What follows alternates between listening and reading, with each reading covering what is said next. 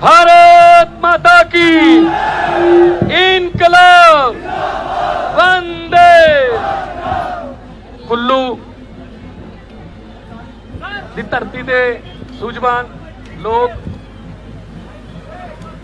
और देवभूमि हिमाचल के इनकलाबी लोग, आप इतनी गर्मी में छोटे से हमारे एक सद्दे पर यहां पहुंचे।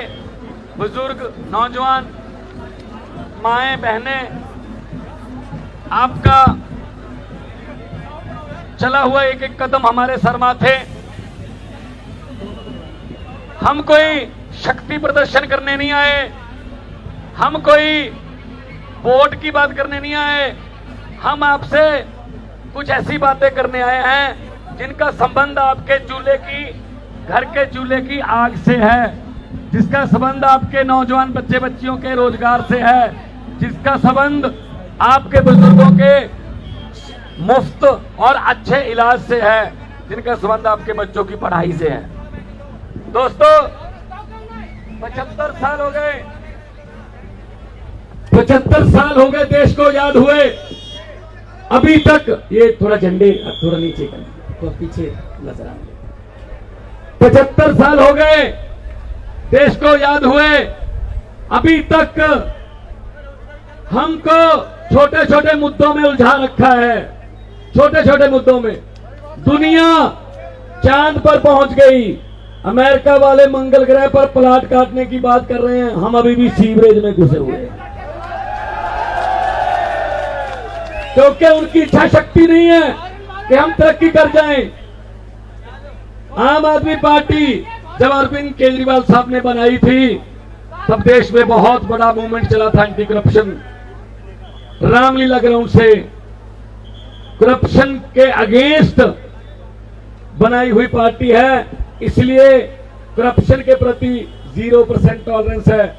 अभी पंजाब में आज हमें 100 दिन हुए हैं, पंजाब में सरकार बने हुए 100 दिन, लेकिन 100 दिन में हमने ऐसे फैसले किए हैं जो इन्होंने 75 साल में नहीं किए। एंटी करप्शन ऑनलाइन जारी कर दी।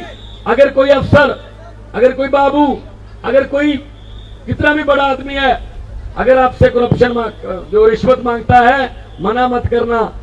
एक हाथ से पैसे दे देना, दूसरे हाथ से वीडियो बना लेना मोबाइल फोन से और हमें भेज देना, बाकी काम हमारा है। तो लोगों का विश्वास बना है कि हाँ यार, कोई आया है जो हमारे पैसे को बचाने की बात करता है। आपका पैसा, टैक्स का पैसा, खजाना क्यों खाली हो जाता है? ना तो कोई नया स्कूल बना, ना कोई नया कॉलेज बना, ना कोई नया स्टेडियम बना, ना कोई नई सड़क बनी, ना अस्पताल बना, खजाना खाली हो गया। कैसे हो गया? हमने पंजाब में ये चेक करवाया है और पता चल रहा है धीरे धीरे खजाना कहां पड़ा है, वहां से निकाल के खजाने के पैसे को लोगों की जेब में डालने का काम कर।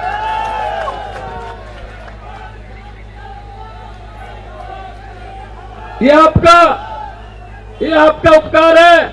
पंजाब में 100 दिन पहले रिजल्ट आया, 117 में से 92 सीटें आई। पहले इतिहास में कभी ऐसा नहीं हुआ। ये आम आदमी पार्टी कर सकती है, ये अरविंद केजरीवाल जी की सोच कर सकती है। और केजरीवाल साहब की सोच क्या है कि आम घरों के बेटे बेटियों को विधानसभा और लोकसभा में लेके जाना है। आम घरों के बेटे बेटियां, इन्होंने 5-5 साल की बारियां थी इनकी, 5 साल तू, 5 साल मैं आ गया, मैं तुझे कुछ नहीं कहूंगा, तू आ गया तो तुम मुझे कुछ मत कहना। ये था 5-5 साल की गुलामी की किस्तें हमें मिल रही थी। ऐसी धरती, देवभूमि, ये भी पछड़ जाए, पंजाब इसके बिल्कुल बगल में है, वो भी पछड़ जाए, कैसे हो सकता है? नहीं हो सकता। अब पटरी को लाइन पर चढ़ाएंगे। देखो, डिब्बों का कोई कसूर नहीं होता, डिब्बे तो उधर ही जाते हैं जिधर इंजन लेकर जाता है। अब इंजन ही इतने खराब और पुराने मॉडल के लगा रखे हैं, हम करें क्या? पहले दिल्ली वालों ने इंजन बदला, लेटेस्ट मॉडल अरविंद केजरीवाल, तो दिल्ली की विकास की गाड़ी पटरी पर आ गई। अब पंजाब वालों ने इंजन बदला है, अब पंजाब की गाड़ी की स्पीड विकास की वो भी तेज हो। पूरे देश में चर्चा है, हर जगह जाते हैं जी आम आदमी पार्टी की सरकार हमारे यहाँ आनी चाहिए। हर स्टेट कह रहा है जी आप हमारे पास भी आओ, जी हम तैयार हैं। क्योंकि इतना दुखी कर रखा है इन लोगों ने, इतना दुखी कर रखा है, धर्म के नाम पे, जाति के नाम पे, पता नहीं क्या क्या हमें बांटने की कोशिश करते रहते हैं। मैं ये कहना चाहता हूँ, लंबे सफर को मीलों में मत बांटिए, कौम को कबीलों में मत बांटिए। एक बहता दरिया है मेरा भारत देश, इसको नदियों और झीलों में मत बांटिए। तो झाड़ू का चुनाव चिन्ह है। मुझे पत्रकारों ने पूछा कि आप 2015 में भी, 2020 में भी और 2022 में भी ये आप मतलब कमल के फूल की आंधी को कैसे रोकते हो? मैंने कहा जी कमल का फूल चुनाव चिन्ह बीजेपी का है। कमल का फूल कहाँ उगता है? कीचड़ में। और कीचड़ की सफाई कौन करता है?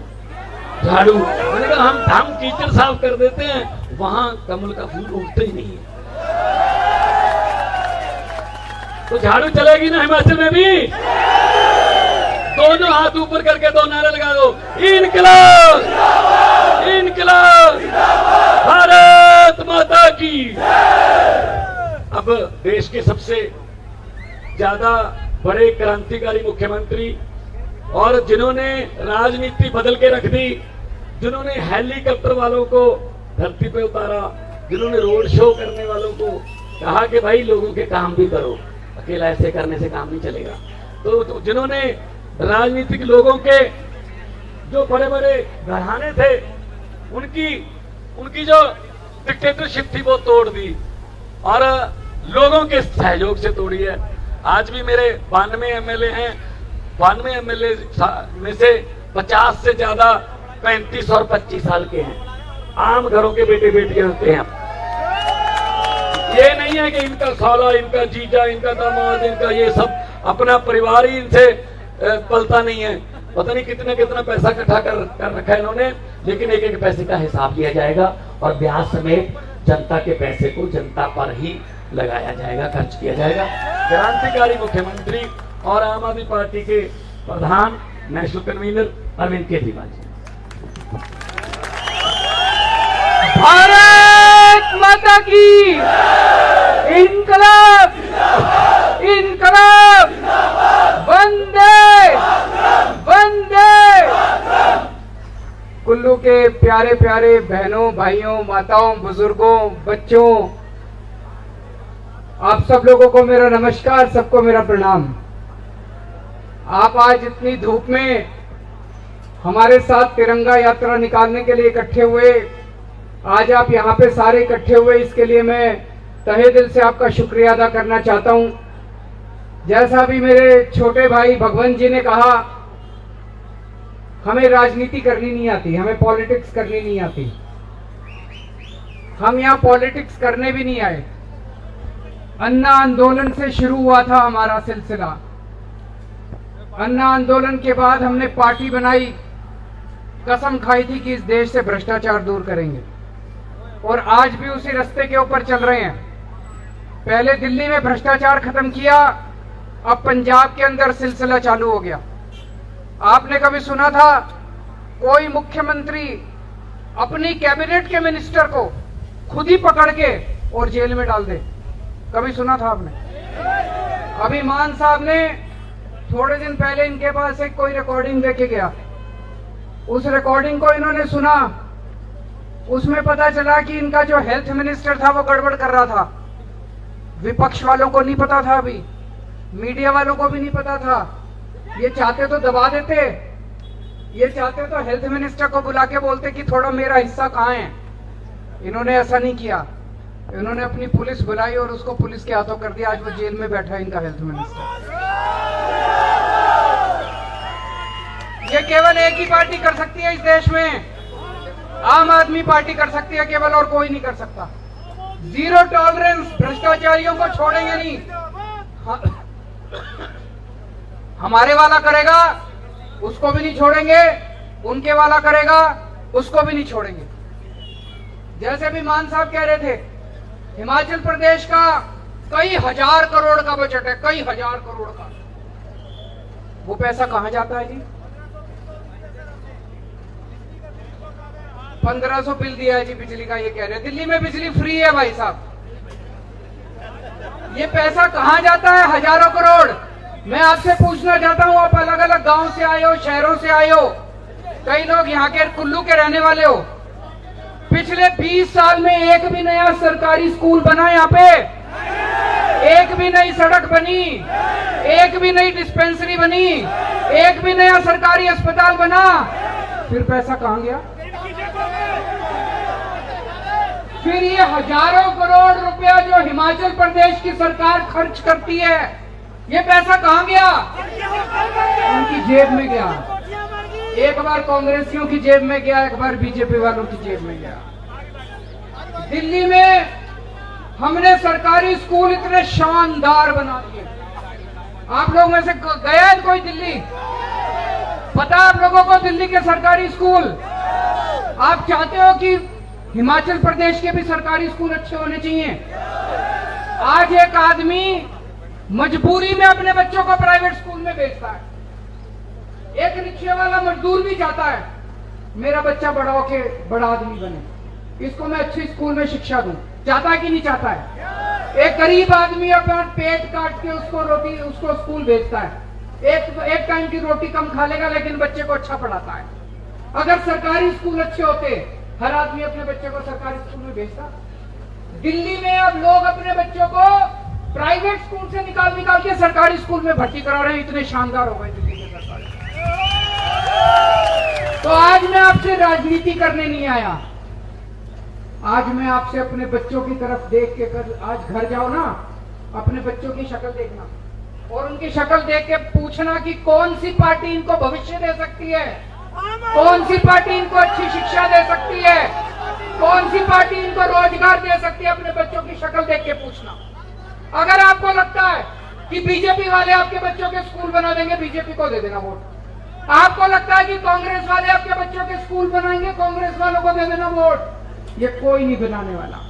आपने बीजेपी वालों को भी परख लिया, कांग्रेस वालों को भी परख लिया, एक मौका हमें भी दे दो।